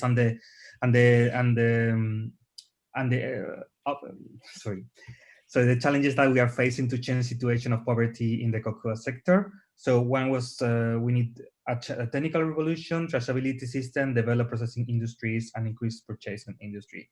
And the challenges are, we mentioned basically all the speakers that we have to face the issues of gender equality, illegal child labor, dialogue, sustainability, resilience of the cooperatives and the workers and the synergies.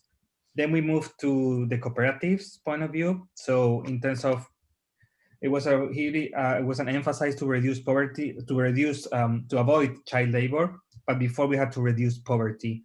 And the challenges that they face in mainly in Africa is the lack of access to money, to credits to support the crops. On the other one is the aging, so we need to support more the young people to see the cocoa as an opportunity to make a living. Then the certification, considering that the chocolate is it's a nice product that we all love, but at the same time it provides a lot of positive impact in the health and other issues. And then also we need to promote the training as well to better make the living of the farmers. Then sorry to interrupt, Alejandro. We're running slightly short of time, so if you could just do it a little bit quicker, that would be great. Thank you. Sorry. Okay, great. Do you want me to continue, Tin? Just very briefly, maybe pick out just one from each speaker. Okay, so Samuel Post talk about the support of the TDC to the medium enterprise through coaching and marketing diversification. David Solano talk about how to promote, support more, promote cacao without deforestation and reuse of land. Charles Snook from Belgium, he was really emphasized on with great chocolate comes great responsibilities on the issue of trade. As well, we see again the importance to tackle deforestation through promoting products that are not coming from these practices. And then Mr. Leonard Mitzi finished, and I'm going to go with Cristina Miranda, that we need to release knowledge in this multilateral dialogue, that I have to finish the drawing, promoting gender equality in cooperatives, create vibrant communities, and invest on small enterprises and freelance. Thank you. Great, thank you, Alejandro. It's great to see it from a completely different perspective to all the stuff that we've been talking about being captured in a different way. I'm going to check again if Ms. Gonzalez is back here and its microphone is working again.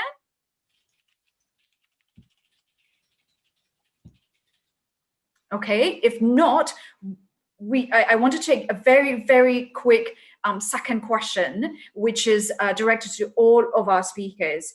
And I would really request to just answer in a very, very short, one sentence if possible. Essentially, it's because chocolate is such a big part of many of our lives, right? Can you give any suggestions on what role consumers like myself and the people who are listening in and logging in, what can they do? What kind of role can we play to make the cacao supply chains more sustainable and fair? Very quick, very brief. Let's start with Mr. Boti.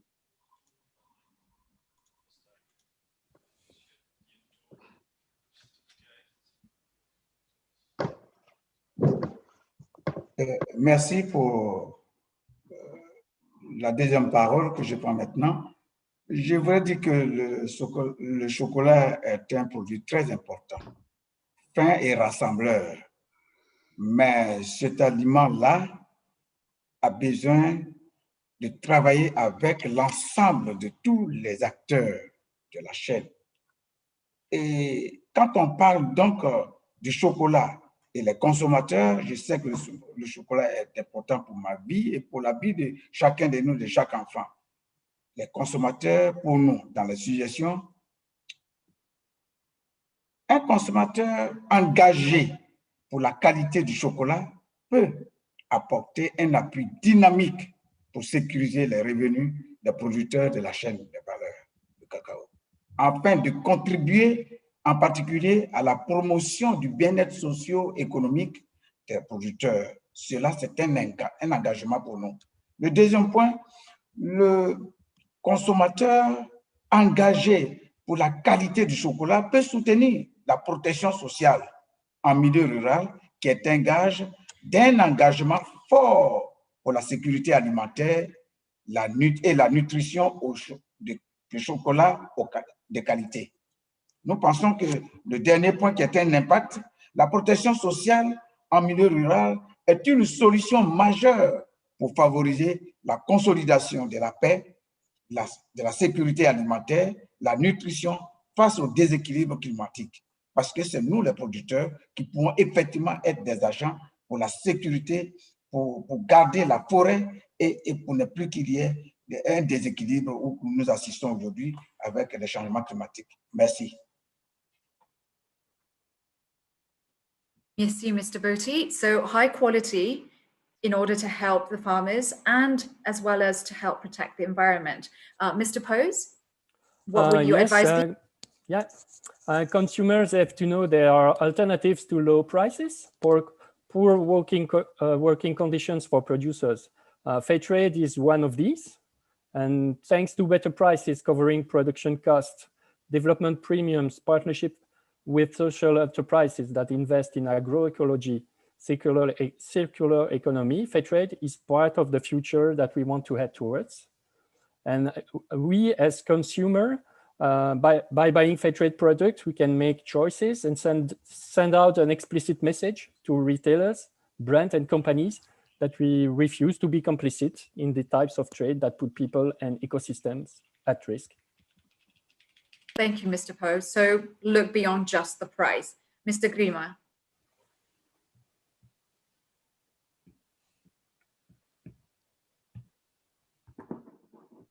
Oui, pour moi, très pratiquement, les consommateurs doivent s'intéresser aux conditions de production du cacao, lire les emballages que les chocolatiers s'efforcent de faire pour trouver des explications sur l'origine, sur la méthode de production, sur la composition, rejeter les chocolats qui ne témoignent pas d'un engagement minimum en faveur de la durabilité, de la lutte contre le travail des enfants et des meilleures conditions de vie.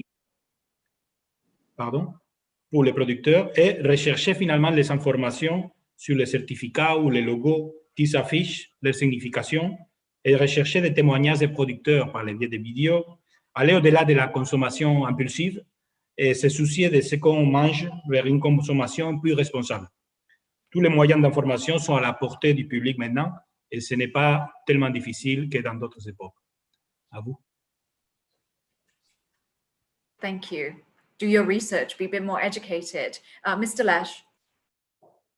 Thank you. Consumers can do a lot. The EU is a main consuming market, so awareness raising plays a big role in what has to be done. You can improve living conditions by buying the right things, but consumers cannot bear the whole responsibility for the whole value chain. That can be part of a smart mix, but we need the rest of the smart mix. We need regulation on national and EU levels. We need informed consumers. We need private sector engagements. We need partnerships with the producing companies as we are planning them for the EU Sustainable Cocoa Initiative. So we need that whole smart mix, but consumers, yes, they do have an important part in this. Great, thank you. Mr. Snoke? Thank you, and I would of course agree with previous speakers. The consumer is part of the solution, and the responsible consumer is informed and is demanding. So what I'd just like to say here is that no one wants to contribute to poverty and deforestation, right? And so if you want to be responsible, get informed. But to come boldly as a consumer, again, if you want to support cocoa producing communities, actually the best way is to eat chocolate and maybe eat more chocolate, but make sure it's sustainable. Great, thank you. I think that's an advice all of us can follow.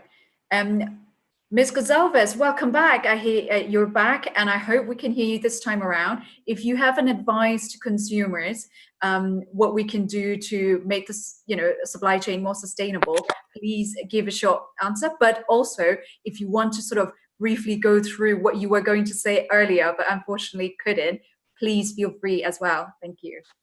Okay, I don't know whether, can you hear me now? Yes, perfect. Okay, well, this is a mystery. Yeah, I'm using the iPhone, so I very much apologize for the inconvenience. And well, good morning, everyone, and thanks for the FAO for the invitation and for the opportunity to present the EU multi-stakeholder dialogue on sustainable cocoa. My colleague has certainly explained what it is about, but I would like to make just one small remark to put this initiative into a broader context. I want to make reference to the, as you know, the European Union and DG Trade has been pursuing a values-based trade policy for a long time. And this is reflected in our unilateral tariff preferences, the GSP Plus scheme, and our FTA agreements through specific trade and sustainable development chapters. So we are very much aware that our joint engagement, that only joint engagement and action can bring expected results in implementing our trade policy based values. So in other words, that not all can be regulated and implemented at government public authorities level, and that the participation and contribution of stakeholders, especially business, is very much critical. And this is what all the panelists have been referring to. So, and this is the background of the initiative that my colleague Leonard has explained. So I understand that you have asked the panelists to make a very short statement. So maybe just a very small remark to say that I think that what can make lasting change is a strong and coordinated commitment from all actors. And this is the purpose of the dialogue. And then secondly, you wanted us to address the consumers. So for consumers, I wish that they could make the fully informed decision, taking into account human rights, social and environmental aspects. But it is important for this to happen. It is important that they have a good understanding of what certification schemes are about. So apologies for the inconvenience, and I hope next time it will work. No, we're very happy that you're finally able to log in and that we could see and hear you. So thank you so much for that. Yeah. Mr. Mitzi? Not to repeat what colleagues said, willingness to pay is a question of whether a European consumer has the trust of the value chain to pay that extra premium. But evidently, in economics jargon, the elasticity, that willingness to pay is not unlimited. What we are trying to do in the multi-stakeholder dialogue is that we give the full assurance, accompany the whole process to a transformation process, so that, as I said earlier on, with digital technology, with full traceability, that willingness to pay of the consumer, when they go to a supermarket, they say, yes, I'm prepared to pay that extra price, because that price has the following criteria. Does the product comes from deforestation-free, addresses child labor, addresses living income. If we can do that transformation process, consumers will not only be educated to pay that extra price, but the whole value chain can also accompany that transformation process to the benefit of the farming community in particular. Great, thank you very much, Mr. Landamisi.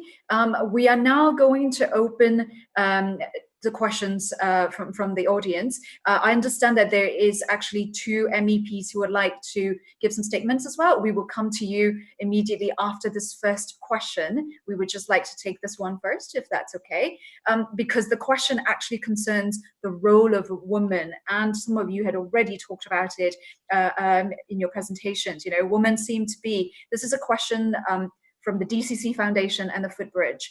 It says that women seems to be the invisible contributors in the cacao producing sector. What initiatives are there to support women so that they also become leading farmers in this sector? And that this sector has been the focus of many global agencies for decades, but is it not time to request for support that enables more of the processing in the cacao farming countries itself? And the question is actually targeted towards Mr. Grima and Mr. Boti, but if others want to would like to respond, that's also great. But I would again request to try and keep your answers very short, because we have 2 MEPs who would like to make a statement as well. Thank you.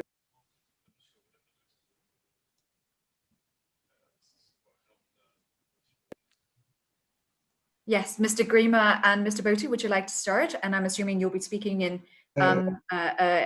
French, so the translation is still on.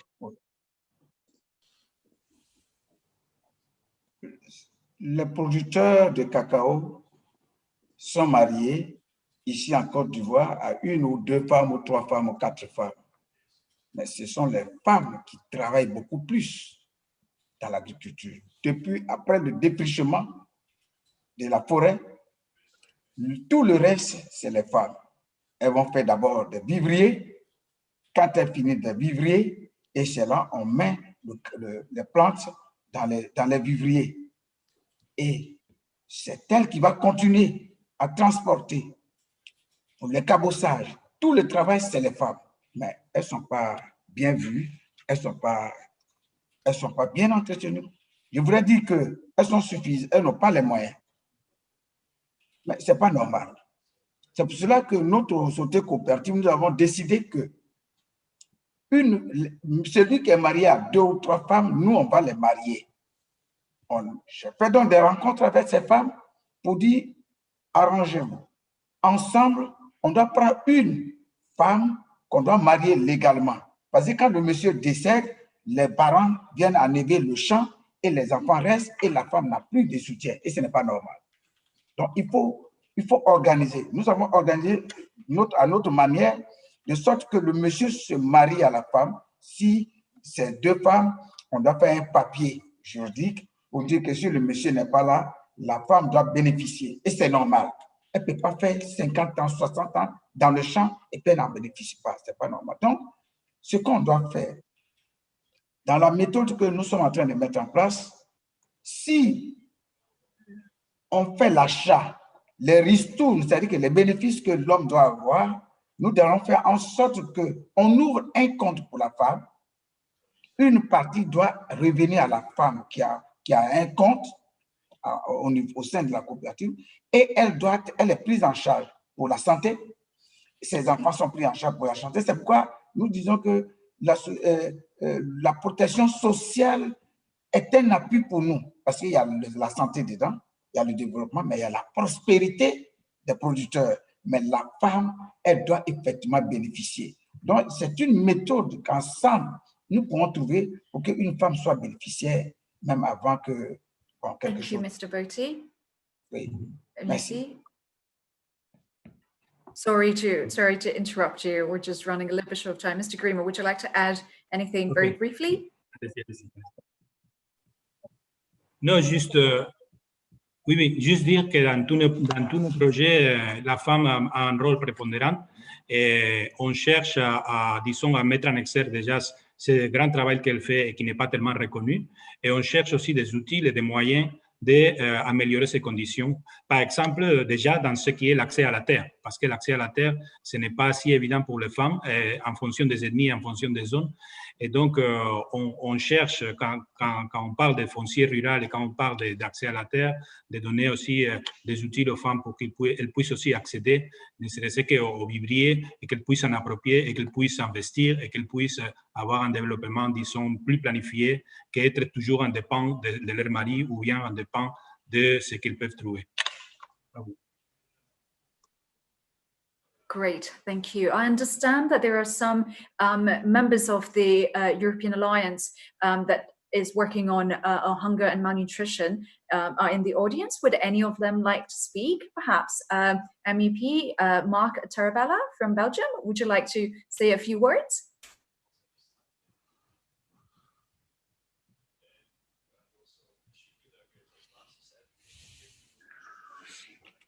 Mais je participe avec beaucoup de plaisir à votre réunion et ça me rappelle aussi une actualité qui était juste avant le Covid. En tant que parlementaire européen, membre de la commission à la fois de l'agriculture et du développement, j'ai été au Ghana, qui est le 2e producteur après la Côte d'Ivoire et où ce qui a été expliqué tout à l'heure avec le meilleur retour et le retour plus juste à ceux qui travaillent réellement à la base et qui produisent la base de l'alimentation est certainement un combat qu'il faut mener partout, à la fois en Europe, mais aussi dans les pays d'Afrique, d'Asie, d'Amérique du Sud, enfin de toute la planète.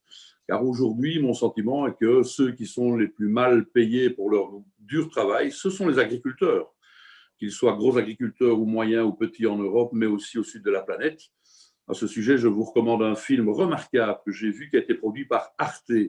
Ça s'appelle, c'est évidemment en français et en allemand, c'est Milch Planet, c'est Planet Milk, Milk Planet, la planète lait, et qui montre les contradictions du système dans lequel on est. Et je termine une semaine triste cette semaine, parce qu'un accord est intervenu parmi les grands groupes politiques, dont le mien, j'appartiens aux socialistes et démocrates, un accord est intervenu entre le PPE, le Parti populaire européen, les chrétiens démocrates, les socialistes et les libéraux de Renew, sur la PAC, qui est une catastrophe parce que, je le dis avec amertume, ce qui est sur la table est en contradiction avec le Green Deal. Et donc, si on laisse passer, ça passera la semaine prochaine, malheureusement, je voterai contre en ce qui me concerne, mais nous maintenons les subsides agricoles comme ils sont en diminution, mais on ne remet pas en cause le système. Et je n'ai pas le temps, ce n'est pas le propos ici, mais malheureusement, le discours de Mme von der Leyen sur le Green Deal et la mise en cohérence de nos politiques, la politique agricole, la politique de développement, la politique commerciale et la politique environnementale ne sont pas cohérentes au niveau européen. Et ce n'est pas avec le vote de la PAC réformée la semaine prochaine que ce sera un succès, ce sera un échec. Et on ne va pas remettre en cause justement cette hyper-productivité qui, notamment sur le lait, fait qu'on produit beaucoup trop en Europe. Alors on essaie de trouver d'autres marchés, comme le disait M. Hogan, l'ancien commissaire à l'agriculture, qui était devenu un temps commissaire au commerce et qui a dû partir il y a peu. Eh bien, il disait qu'il fallait trouver d'autres marchés. Mais le problème, c'est que les marchés, c'est l'Afrique de l'Ouest, c'est le Niger, et on a détruit toutes des filières locales qui donnent à manger aux gens, qui font tourner l'économie à partir de la production agricole, le commerce, donner la nourriture le plus localement possible et la moins transformée possible. Et donc, avec notre politique au niveau européen et d'expansion au niveau de l'exportation de nos surplus et de nos viandes de mauvaise qualité, notamment la volaille, eh bien, on tue les filières africaines. Et on va continuer à le faire avec le lait et le lait en poudre qui empêche les producteurs africains de se développer. Et les volailles, une saloperie de volailles qu'on nourrit avec du soja et des protéines végétales qui viennent du Brésil, qui continueront à contribuer à la déforestation, parce qu'on ne remet pas encore ces accords européens qu'on a pour importer les protéines végétales d'Amérique du Sud et du continent américain. Et on ne le remet pas en question. Et on n'a pas de stratégie. Et donc, je termine une semaine triste, mais je voulais être avec vous parce que je me suis réjoui que le plan mondial pour l'alimentation, le PAM, a eu le prix Nobel. Parce qu'il faut rappeler que dans les 17 objectifs de développement, ils sont tous importants, ils ont tous une importance fondamentale, mais lutter contre la malnutrition, l'objectif numéro 2, lutter contre la malnutrition, lutter contre la faim est quelque chose que l'on doit essayer de gagner et qu'on ne doit pas oublier. Voilà pourquoi le prix Nobel, je m'en suis réjoui, et voilà pourquoi je tiens beaucoup à essayer de participer comme je peux à des événements organisés par votre association, parce que je dirais les 75 ans que vous fêtez au niveau de la FAO, eh bien, c'est un anniversaire auquel il faut s'associer, mais malgré que le constat, je le fais en ce qui me concerne ici, je dis on ne remet pas fondamentalement en cause notre mode de fonctionnement, et j'en suis désolé parce qu'on pourrait sans doute faire beaucoup mieux. Ce ne sera pas le cas en ce qui concerne la politique agricole européenne, qui ne sera d'ailleurs plus une politique commune, puisqu'on va renationaliser la PAC. Ce sera les États membres qui vont décider eux-mêmes de leur petite stratégie. Donc la PAC, qui était la seule politique intégrée de l'Union européenne depuis 1962, est morte. Elle mourra à partir de la semaine prochaine. Désolé de terminer sur ce mauvais mot, ce mot négatif, mais bon, allez, courage, continuez, vous, votre travail, il est très utile. Et voilà, je sais que vous faites du bon boulot sur le terrain et il faut continuer avec les gens qui luttent pour les vrais problèmes et qui luttent au quotidien. Voilà, merci à vous. Je vais devoir vous quitter parce que je dois vous quitter à midi. Je ne sais pas quelle heure il est 55, et donc je vous souhaite un bon travail. Thank you very much, MEP Tarabella, for injecting, I guess a bit of reality, but also really emphasizing on the importance of SDG 2, which all of the countries have committed to, which is to end hunger in 10 years' time. We have a second question, which we're going to go to before we wrap up the session. And this question actually is for Mr. Snook, comes from Matt Tips. He said in Belgium, there are lots of different types of logos that actually refer to sustainable chocolate. There's fair trade, there's bio, there's Cacao Live. How can we make the best choice among all these different logos? Thank you. It's a very relevant, but also very difficult question, and I think there's a couple of different elements that are important here. Indeed, there are a lot of different logos and claims on packs, and so for Beyond Chocolate, there's also an objective of 100% certified chocolate by 2025.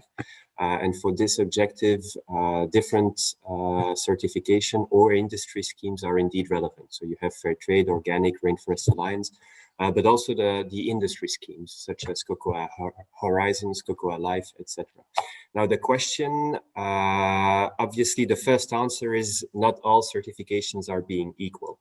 And so when there's actually an interesting study from ISEAL that shows what components of the strategy are activated by these schemes and certifications, and where, in my opinion, there's a difference between a number of these schemes and what the elephant in the room has been for a number of years, or mechanism for higher farm gate prices as part of a holistic strategy.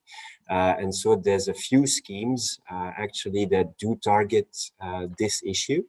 That we know should be one of the priorities, again, as part of a holistic strategy. And so today, if you want to, as a consumer, make a choice, you should look at that, an empowerment of producers. The other part of the answer is depending on who you are. If you are working in the industry, you might not always have all the options that you can have as a consumer in the supermarket. So, for example, if you're a baker and you want to use sustainable chocolate, you might not have all the choices that you can have as a consumer. And so I think there we need also to look at the market and to try to respond to demands of the market. So as a consumer, you have indeed a wide choice of programs, logos, and certification. But this is not always the case for companies or entrepreneurs working with chocolate. But indeed, not all certifications are being equal. And so this, to me, is linked also with higher farm gate prices. Great, thank you. I'm really sorry, but we're going to have to end the Q&A now because we're running short of time. Before we actually have the closing remarks, I'd like to actually turn back to Alejandro, our illustrator. Alejandro, very briefly, if you can, in 1 minute, can you just take us through some of the advice that our speakers have given to consumers, just so that before we leave, we can remember what we can do to make the supply chain much more sustainable and equitable? Well, yeah, of course. Mr. Boris mentioned that we should go for the high quality in order to protect the farmers, and the farmers are, the consumers are key. That we should look beyond price. It was mentioned by Samuel Post. On the other hand, David Solano Grima mentioned about be more educated and do the research as well for the client. Mr. Charles Snook encourages us to consume more fair trade chocolate. Sebastian Lerch highlighted that we are part of the solution. Ms. Nardo Mitzi and Cristina Miranda mentioned that we should look beyond price, and we should also work on the willingness to pay based on the info that we have, the surprise. Great. Thank you so much, Alejandro, for that very quick summary of what our speakers have said. Now I'd like to invite Mr. Sami Gaji, who is the FAO representative in Côte d'Ivoire, again, for the closing remarks and to emphasize a few key takeaways. Mr. Gaji? Yeah, thank you very much, Tin. This was a very, very interesting discussion. And I think if we were to have that same discussion 10 or 15 years ago, I doubt we would have had this sort of level of convergence from all the speakers and all the different people spoke in the Q&A about the major challenges. So my first reaction for the closing remarks is I'm delighted with the fact that along the entire value chains, from producers to consumers, what I've heard is very converging views, different ways to address the challenges. But what is really, for me, the key closing remark, and I think Leonard highlighted very well, is a strong desire from all the actors involved in the value chain to transform the value chain. The different areas for such transformation to happen were discussed. I'm not going to summarize what Alejandro did very well in his diagram, but 4 things come to my mind. The first one is the need for a dialogue and a platform that involves all the actors, in particular from the producers, and it was very good to have Mr. Botti with us from Côte d'Ivoire. The need to have that platform, to have a conversation, a continuous dialogue with all the actors to be better organized and better understand really the priorities of each of them. For that, I really thank again the EU for the investment they are making. That was mentioned by Leona, to really strengthen this opportunity to bring this dialogue with all the actors. That was my first finding, listening at all the panel members. The second aspect is obviously an agreement that there is a need in the future to really be really bold in terms of promoting innovative and sustainable agricultural practices that will have, again, impacts in terms of deforestation, land degradations, but also other aspects such as child labor that are very important. So this aspect of promoting innovative and sustainable agricultural practices, this is what I remembered from the discussion. The third element is really the recognition, and I would insist very much, of the importance of the livelihood of the farmers, of the producers of cocoa. And I think this is something that I have seen over the last years emerging in the dialogue, is really the recognition of the importance to really consider the fair trade, but also the revenues, the livelihoods, the poverty challenges they are facing. And I'm delighted with that. And I think in the future actions of the various actors in this sector, I think this should be a priority, poverty. My last point will be really what I've heard from all the intervenants is the fact that the call for responsibilities from all the actors in the value chain, and that's from the producers. And I think Mr. Botti was very clear in demonstrating the engagement of the producers. But also I was delighted to hear from the policymakers, also the trade and the private sector, the fact that they also recognize that, and there is really opportunities to really be engaged in the near future in collective action that can address these challenges. So I see very much aligned and converging views. And as I said in concluding remark, it's really time now to take bold actions and to be innovative in the way we can address the challenges that were discussed by the panel.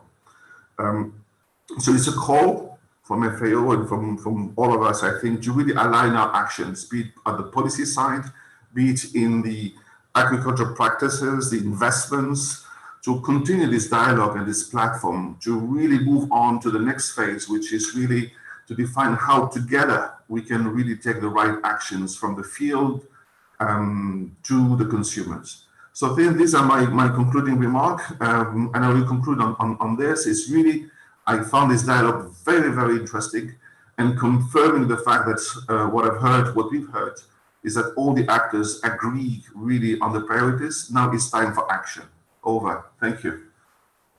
Thank you very much, Mr. Gaiji. There's been quite a lot of the audience who have been really interested in Alejandro illustration. So just to emphasize that, you know, all the recording as well as the illustration will be on the FAO Brussels website, and you can get access from there.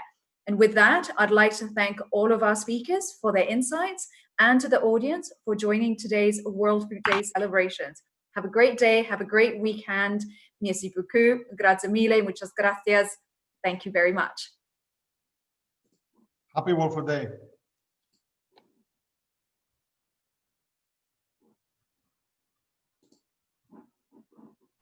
Merci. Okay.